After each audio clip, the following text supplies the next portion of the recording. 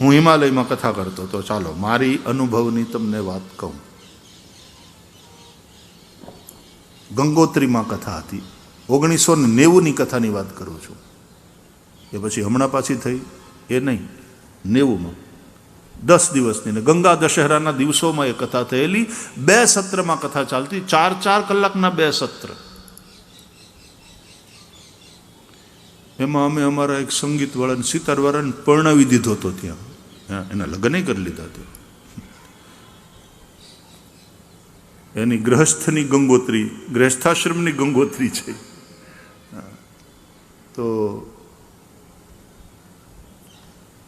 છેલ્લે દિવસે ગંગા દશેરા કથા પૂરી થઈ. અમે ગંગા સ્નાન કર્યું. ગંગોત્રીની ગંગા, એનું જળ કેટલું ઠંડુ, બરફનું જ પાણી. એટલે ન્યા એ ટાઢમાં તમે નદીમાં નાવા જાઓ પણ એક મંત્ર બધા એના મોઢામાંથી નીકળતું હોય, ઉહુ. આ જ મંત્ર નીકળતું, ઉહુ.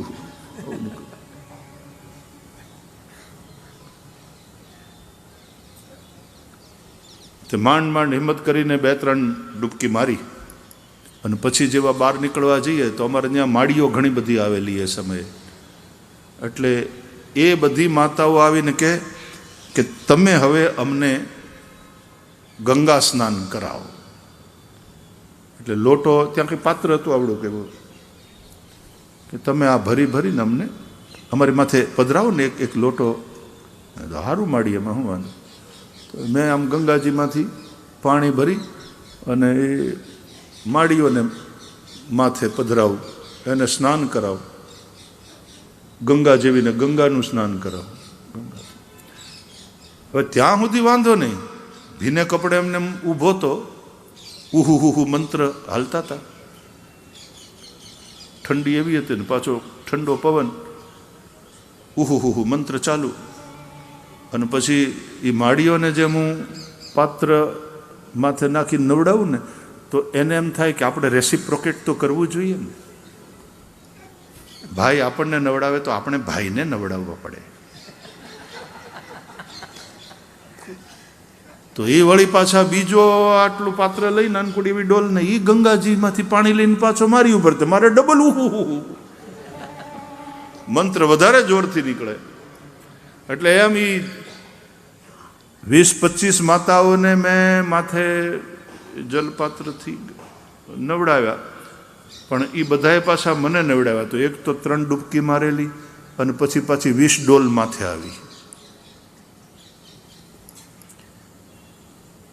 ને અમારા આવડા બધા સંગીતવાળા છે ને, એ તમે તો તે દી નહીં, મંડળી જુદી હતી, પણ એ વિનોદ કરતા કે આ ગંગાજીમાં 10 મિનિટ નાય અને પછી પોતાના બુસ્કોટના બટનને પૂરેપૂરા જે બીડી આપે, બંધ કરી આપે અને 100 રૂપિયા આપવા ઇનામ. એમ થીજી જાય બધું, અંગો આમ જડ થઈ જાય. એટલે કપડાં બદલીને ગયા ઉતારે ને તે જ દિવસે નીકળવાનું હતું. અને જેવો હું ઉતારે પહોંચ્યો ને જે શરીર તપ્યું, શરીરે રિએક્ટ કર્યું ને જે તાવ આવ્યો, ટાઢ લાગી ગઈ. એટલે ત્યાં જેટલા બધા હતા એણે તો બધા ઓહળિયા કર્યા ને કોઈ કે આ ગરમ પીવડાવ્યું ને કોઈ કે રાબ પીવડાવો ને કોઈ કે આવડા કરો ને ગોદડા ઓઢાડ્યા. એવી ટાઢ ચડી અને તાવ ભરાઈ ગયો. અને 2 કલાક પછી તો ઉતરવાનું ચાલુ કરવાનું હતું. એમાં એક મહાત્મા આવ્યા. આ હિમાલય જડીબુટ્ટીનું ઘર એની વાત કરું છું. એ મહાત્મા એને બહાર આવીને કહ્યું કે ભાઈ ઓજાજી સે મિલના હૈ. ત્યારે આમ ભાઈશ્રી તરીકે બહુ પ્રસિદ્ધિ નહીં. તો એ કે महाराज आज तो निकलना है. बोले इसीलिए मिलने आए हैं हम, उनको जरा जय श्री कृष्ण कर ले. कथा में बड़ा आनंद आया. बोले महाराज जी जरा उनको बुखार तेज हो गई है तो सोए हैं. अरे बोले ऐसा है क्या, ले जाओ मुझे उनके पास ले जाओ. તો મારી પાસે આવ્યા. મને કે કોઈક મહાત્મા આવ્યા છે અને એ આગ્રહ રાખે છે તમારી પાસે આવવાનો. મેં તો બધા બોલાવો બોલાવો. તો મહારાજ આવ્યા મારી પાસે. આવ્યા એ ભેગા હું સમજી ગયો કે આ તો કથામાં રોજ આવતા હતા આ મહાપુરુષ, કારણ કે અનેક સંતો આવતા હતા ત્યાં कथा. तो उनको देखते ही मैंने पहचान लिया. क्या हो गया ओझा जी? मैंने कहा गंगा स्नान महाराज जी थोड़ी सी तेज बुखार हो गई है. आम जो आम कोई बात नहीं, चिंता की बात नहीं, मैं अभी जाके आता हूँ. बापू अपना 2 कलाक में तो उतरवानु है. बोले हमको चिंता है, इतना तेज बुखार. बोले आप लोग ठहरो, मैं अभी अपनी गुफा में जाता हूँ. मुझे जाने में 20-25 मिनट लगेगा, आने में थोड़ा मैं जल्दी जल्दी दौड़ता हुआ आऊँगा, लेकिन आध पौना घंटा मेरी प्रतीक्षा करो, मैं अभी आता हूँ. એટલે મહાત્મા ગયા અને એની ઉંમરે આમ લગભગ 45 વર્ષની હશે. ગયા 1.5 કલાકે પાછા આવ્યા. એના હાથમાં થોડી વનસ્પતિઓ હતી, લાવી થોડી ધોઈ અને પછી એના પાંદડા અલગ કરી અને મને આપી કે આ ચાવી જાઓ અને ચબા ચબા કે उसका रस गले के नीचे उतारो. तो आजूबाजूवाળા ઘણા બધા પાછા माड़ियों तो बड़ी जशोदाना भाव वाली चिंता कर, अरे महाराज कुछ होगा तो नहीं उससे और कुछ तो. अरे बोले नहीं माई चिंता मत करो, आप चबाओ इसको, ठीक से चबाओ. और यहाँ में बैठा પાંદડા આપતા જાય, નાના નાના પાંદડા, મેથીની ભાજી હોય ને એના પાન કેવા હોય એ ટાઈપના મને આપતા જાય. अब चबाओ चबाओ और उसका रस गले के नीचे उतारो. तो एवी रीते मैं थोड़ी वार चाव्યું, એ મને આપતા ગયા, હું પ્રસાદ લેતો ગયો, ચાવી ચાવીને રસ ગળાની નીચે ઉતાર્યો. માત્ર 10 મિનિટ કે કદાચ એના કરતા ઓછો સમય તાવ ગાયબ. ગોદડા બધા મેં ફેંકી દીધા, કાઢી નાખ્યા, एकदम तरोताजा. मैंने कहा कैसा लग रहा है? तो महाराज जैसे कुछ बुखार था ही नहीं, बढ़िया. यह है हिमालय की प्रसादी. પછી તો એને મને બીજી 2-3 વસ્તુ આપી. એવી એમાંથી એક વસ્તુ કહું. એક આટલી વેત જેટલી એક નનકોડી કોઈ વૃક્ષની લાકડી હતી, એ આપી. बोले ये आप कथा में जाओ ना तो जैसे चंदन आप ठाकुर जी की पूजा के लिए तैयार करते हो, कास्ट ओला पत्थर ऊपर घसी અને પછી એ ચંદનનો જેમ લેમ્પ લગાડો ને એમ અહીંયા લગાડીને જાજો, મજા આएगा, ताजा रहोगे, मस्त रहोगे, शक्ति पूरी बनी रहेगी.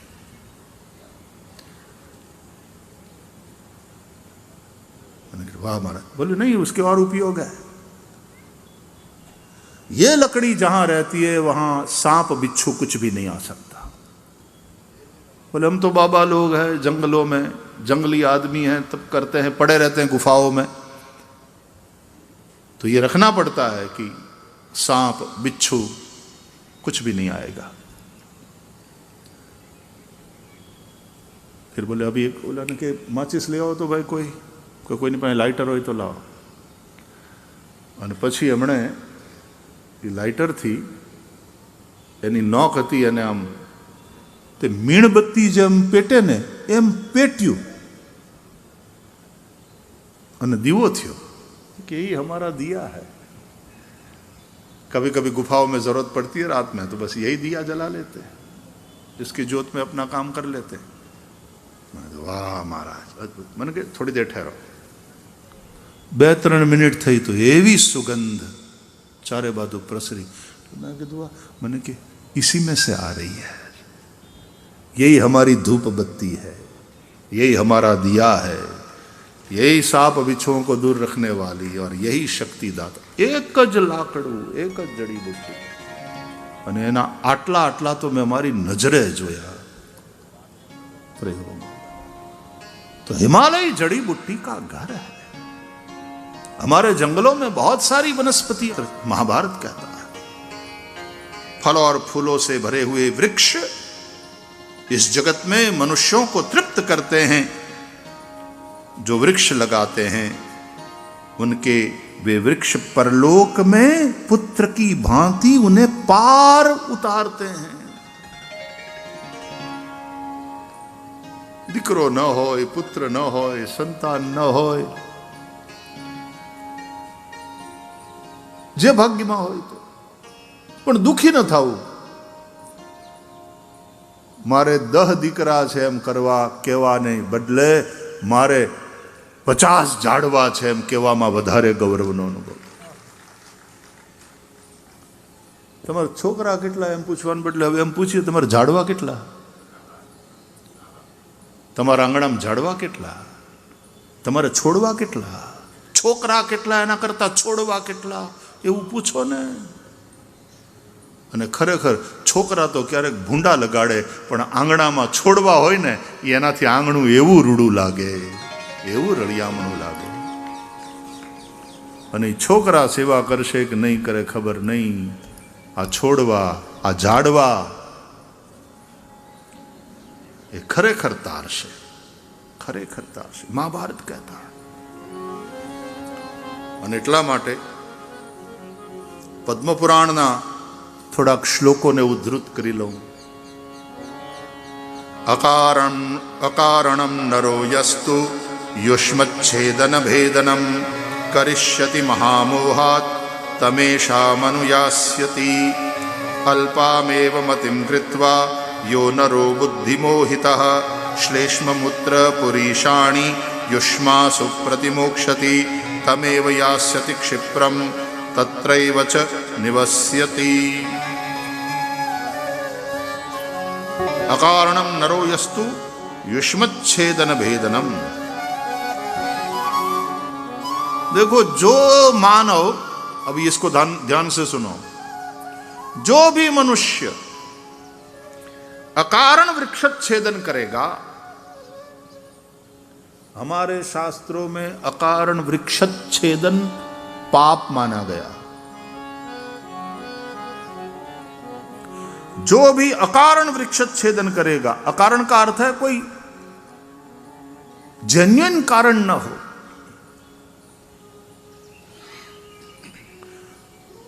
આપણા આદરણીય મુળુભાઈ બેરા આવીને બેઠા છે. પહેલા આ વિભાગે એમણે સંભાળ્યો વન અને પર્યાવરણનો.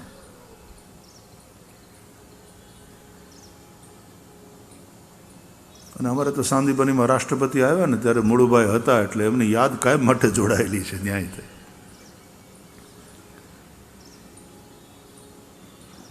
વચ્ચે પણ એ પોતે મિનિસ્ટર હતા ત્યારે પણ એકાદ એવી રીતે જંગલમાં અને આ વન માટે થઈને કથાની વાત. વનની રક્ષા, માત્ર રક્ષા નહીં, વનની વૃદ્ધિ અત્યારે જરૂરી.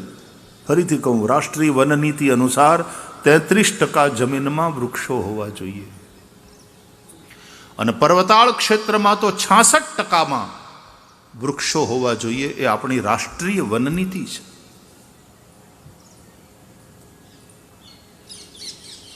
(1897 કે 98 શરૂઆત થઈ ત્યારે તો હજી અંગ્રેજો હતા, અને પછી એમાં ઘણા બધા સુધારા વધારા થયા.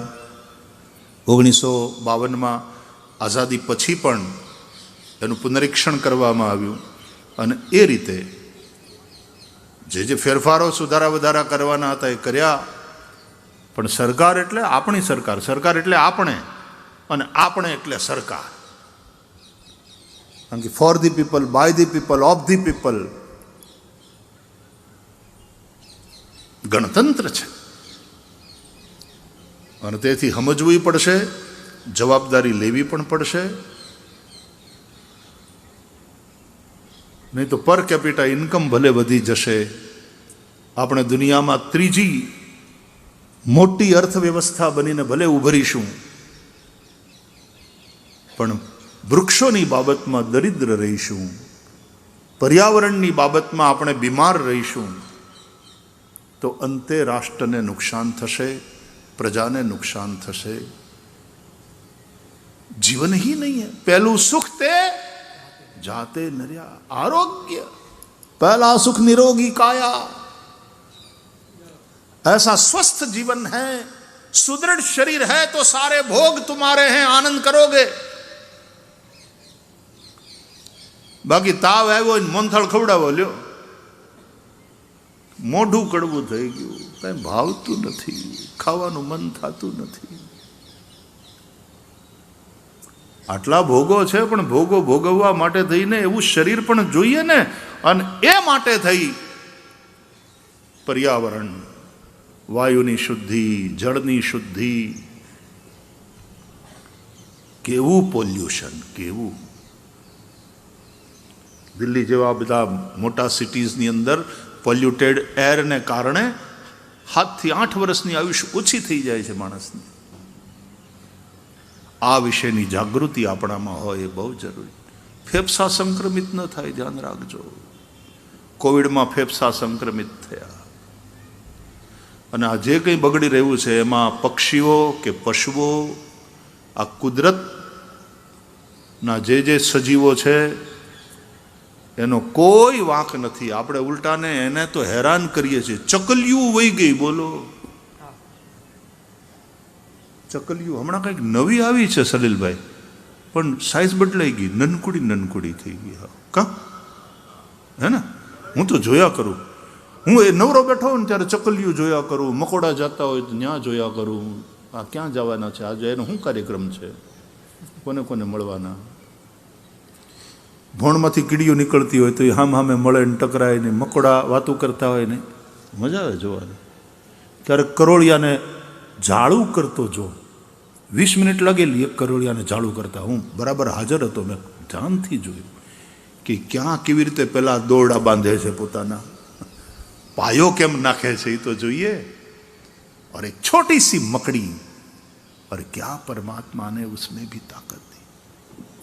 એ મોબાઈલમાંથી બહાર નીકળો, ક્યારેક આવું બધું જુઓ, આવું જુઓ. ટાઈમ પાસ આવી રીતે કંઈક કરો, મજા આવશે.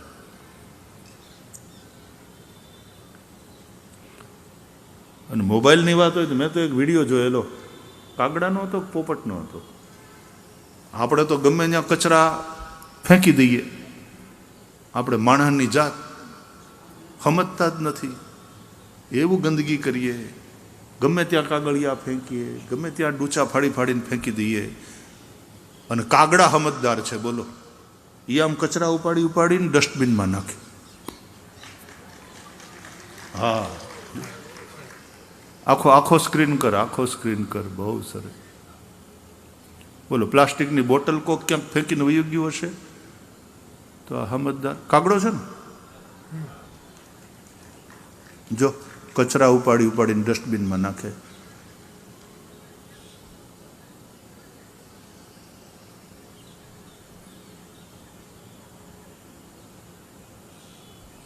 વાહ, એ આને કાગવાસ હોય એટલા માટે જ તે, એટલા માટે જ. એને કાગડો ચતુર પક્ષી છે, કાગવાસ નાખીએ છીએ આપણે.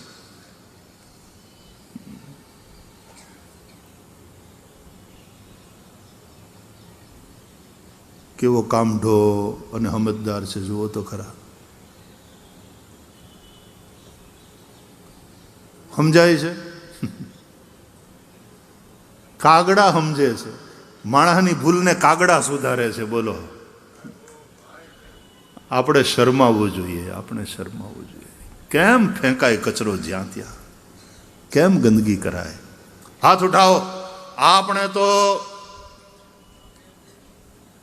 कम से कम हम संभल जाएंगे. જ્યાં ત્યાં કચરો નહીં ફેંકીએ, જ્યાં ત્યાં ગંદકી નહીં કરીએ. ક્યાંક કોક ઠેકાણે ક્યાંક કચરો દેખાશે તો ઉપાડીને આપણે ડસ્ટબિનમાં નાખશું. આપણે આપણાથી શરૂઆત કરીએ. પેલું કહે ને, હે ઈશ્વર, દુનિયાને સુધારજો ને એની શરૂઆત મારાથી કરજો. बोले, विश्व में जो परिवर्तन आप देखना चाहते हैं उसका प्रारंभ स्वयं से करो. हम अपने से प्रारंभ करें.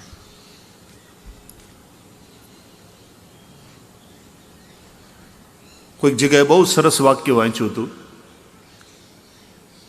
कि ईश्वर को गंदगी पसंद नहीं, इसलिए रोज सुबह वो ओस के जल से पेड़ पौधों को भी धोता है। रोज सुबह ઝાકળના પાણીથી એ ધોવે છે છોડને, પાનને, ફૂલોને. અને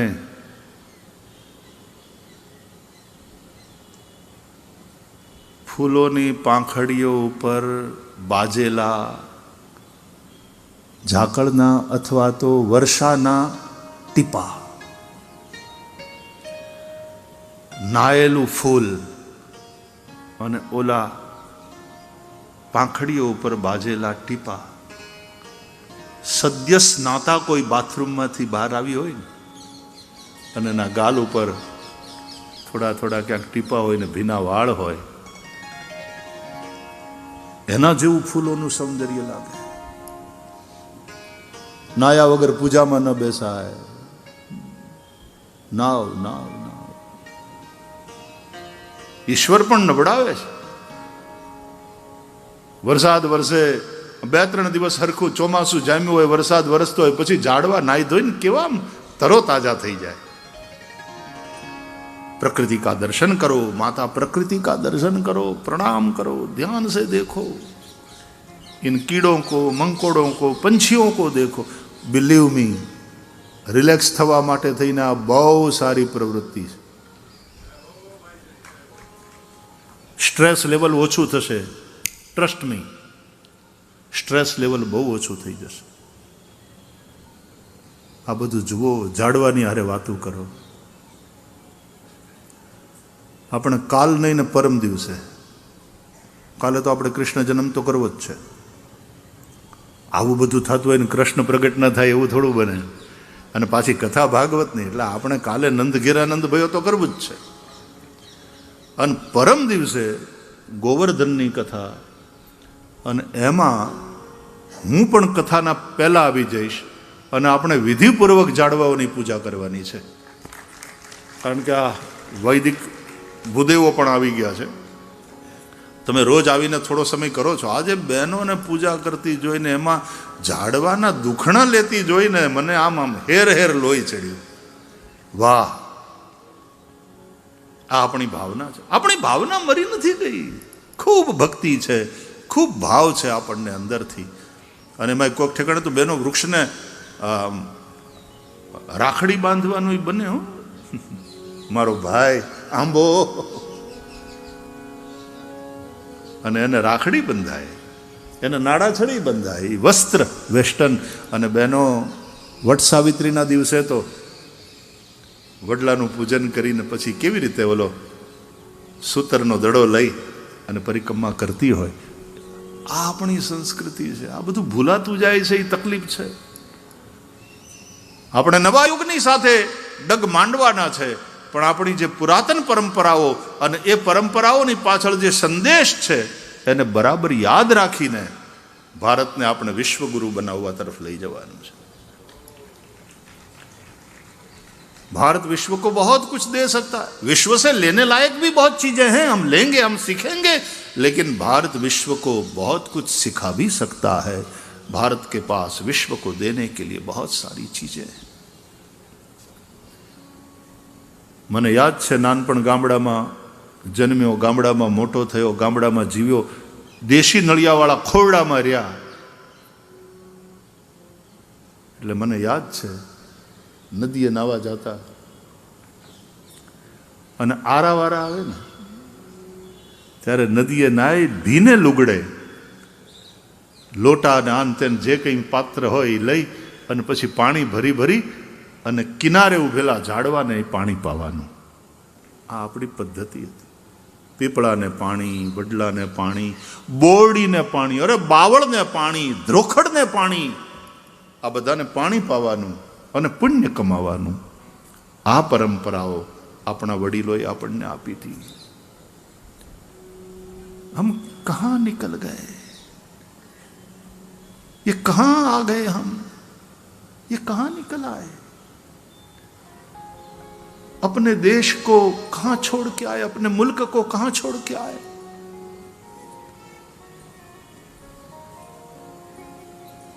ઓલું તો બહુ સારું તો એક જૂના ફિલ્મનું ગીત છે અને એ તો હારી વાલામાં છે, પણ આમ આપણા ગાડાનો ખેડૂત જો વેસ્ટર્ન કલ્ચર થઈ જાય, જોકે ફરીથી હું કહું છું વેસ્ટર્ન કલ્ચર પાસેથી ઘણું શીખવાનું છે. એ લોકોએ ત્યાં એક ઝાડવું કાપવાની અનુમતિ ત્યારે આપે છે, અને એક તો વેલિડ કારણ હોય, જેન્યુઇન કોઈ કારણ હોય તો, અને પછી તમારે એની સામે આટલા 5 કે 6 ઝાડવા વાવવાનું પ્રોમિસ સરકારને આપવાનું, તો જ તમે એ ઝાડ કાપી શકો. પણ આપણો આ ભૌતિકવાદ આપણને ક્યાં લઈ જશે? भौतिकता गलत नहीं है, लेकिन भौतिकवाद, भोगवाद અને આપણું જે આ પેટ જ નથી ભરાતું ને, એ તકલીફ છે. देखो भागवत क्या कहता है. હું કલકત્તામાં કથા કરતો હતો ત્યારે કમ્યુનિસ્ટ સરકાર હતી ત્યાં, અને સરપ્રાઇઝિંગલી કમ્યુનિસ્ટ ગવર્મેન્ટના એક કેબિનેટ મિનિસ્ટર તે દિવસે કથામાં બેઠા હતા. એ તો કમ્યુનિસ્ટોને કથા કોઈ મેળ ન પડે, પણ એ બેઠા હતા. મૂળે હિન્દુ, અંદરથી અને ભાવ.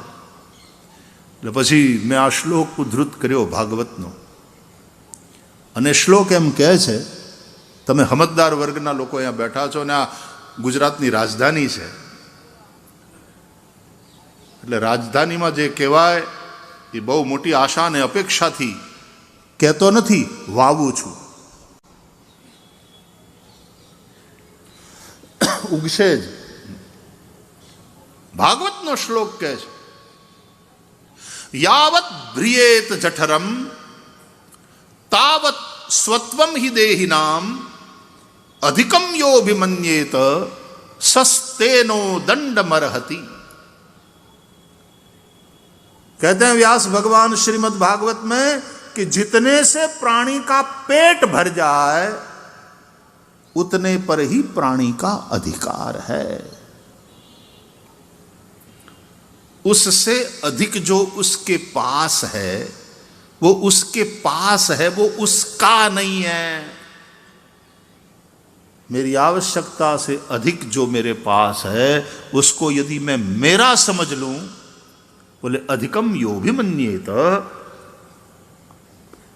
अपनी जरूरियात करता વધારાનું જે આપણી પાસે છે સંજોગથી એને જે પોતાનું છે એમ માની લે છે કે આ મારું છે. સસ્તે ન, भागवत कहता है वो चोर है. ભલે તમે પરસેવો પાડીને કમાણા હોય, ભલે તમે તમારી બુદ્ધિથી કમાયા હો, પણ તમારી આવશ્યકતા કરતા અધિક જે તમારી પાસે છે એને તમે તમારું માનવાની ભૂલ ન કરો. उसको जो मेरा है ऐसा समझ लेता है वह चोर है. सस्ते न, और फिर भागवत कहता है दंड मरहति, ये दंडनीय છે. અને ખરેખર દંડ મળે જ છે. ઉપરવાળાનો દંડો દેખાતો નથી પણ વાગે બહુ, પડે તો છે સાહેબ. દુખી કરે, શરીરથી દુખી કરે, હોસ્પિટલના આઈસીયુમાં લઈ જાય, બીજી રીતે દુખી કરે, સ્ટ્રેસ વધારે, હાઇપરટેન્શન વધારે, બ્લડ સુગર વધારે, કોલેસ્ટ્રોલ વધારે, કેટલા હેલ્થને લગતા ઇસ્યુઝ થાય, દુખી તો થાય. પછી પૈસાને હાંચવવાનું ટેન્શન. અધિકમ યોભિમન્યેત સસ્તેનો દંડ મરહતિ. અને એટલા માટે સંપત્તિ સંગ્રહ માટે નથી, સંપત્તિ સદુપયોગ માટે છે, સેવા માટે છે. વહેંચો, વહેંચો. અને આ વહેંચવું એનું નામ યજ્ઞ. એટલે યજ્ઞ એટલે ખાલી અગ્નિમાં આહુતિ આપવી એ જ નહીં, આ વહેંચવું, ડિસેન્ટ્રલાઇઝેશન ઓફ વેલ્થ, ઇઝ યજ્ઞ. સંગ્રહિત સંપત્તિનું વિકેન્દ્રીકરણ સમાજ માટે, રાષ્ટ્ર માટે, પર્યાવરણ માટે, પ્રકૃતિ માટે, ધરતી માતા માટે આ સંપત્તિને ખર્ચવી, આ સંપત્તિનું વિકેન્દ્રીકરણ એ યજ્ઞ છે. એટલે મારે 3 દીકરા છે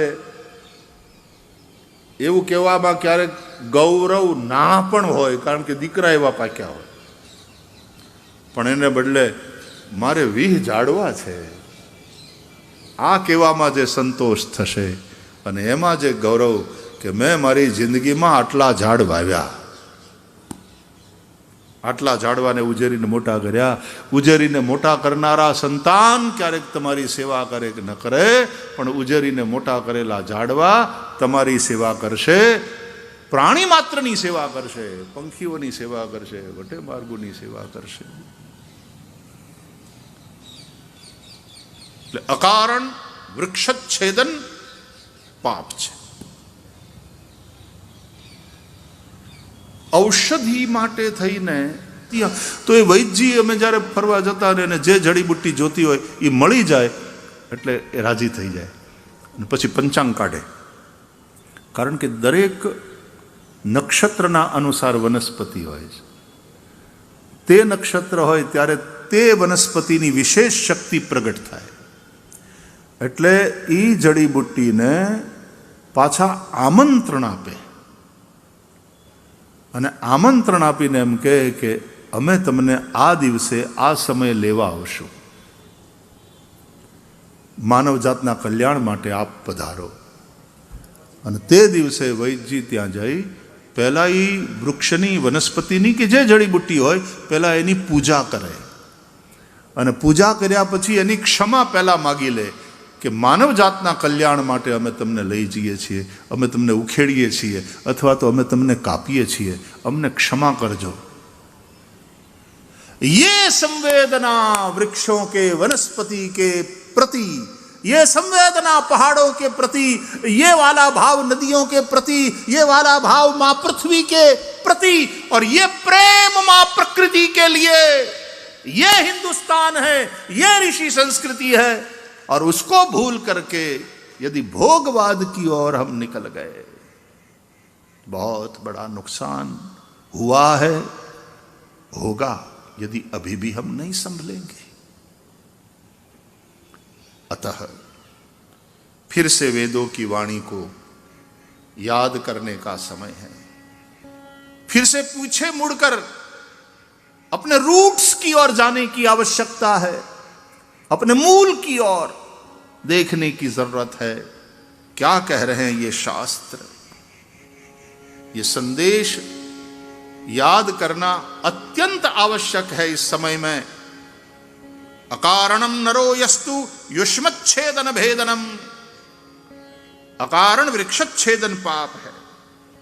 चिकित्सा या यज्ञ पूजा इत्यादि के अतिरिक्त अकारण कोई वृक्ष का छेदन करेगा, उसको हानि पहुंचाएगा. पद्म पुराण क्या कहता है सुनो, कि उस महान अविवेकी को ब्रह्म हत्या संक्रांत कर देती है. ब्रह्म हत्या જેવું પાપ લાગે.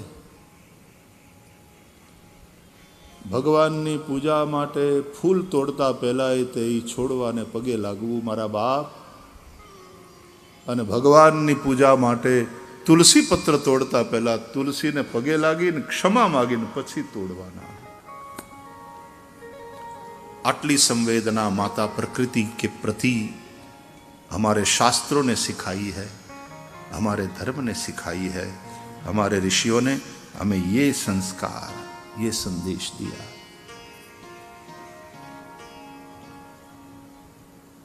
पृथ्वी आदि तत्वोनी बात આપણે કરતા જઈશું. અને મારે પૃથ્વીની વાત કરતી વખતે તમને ભાગવતમાંથી પૃથુ ચરિત્ર સંભળાવવું છે. હું કાલે સંભળાવીશ હવે. અને કૃષ્ણ જન્મ તો પાછા કરવાના જ. અને આમાં તો આપણને છૂટ છે ને, આમાંથી લીધું, આમાંથી લીધું, આમાંથી લીધું, અલગ અલગ અલગ સ્કંધોમાંથી લઈ લઈ અને તમારી સામે પ્રકૃતિ પૂજનની આ કથા થઈ રહી છે. આવો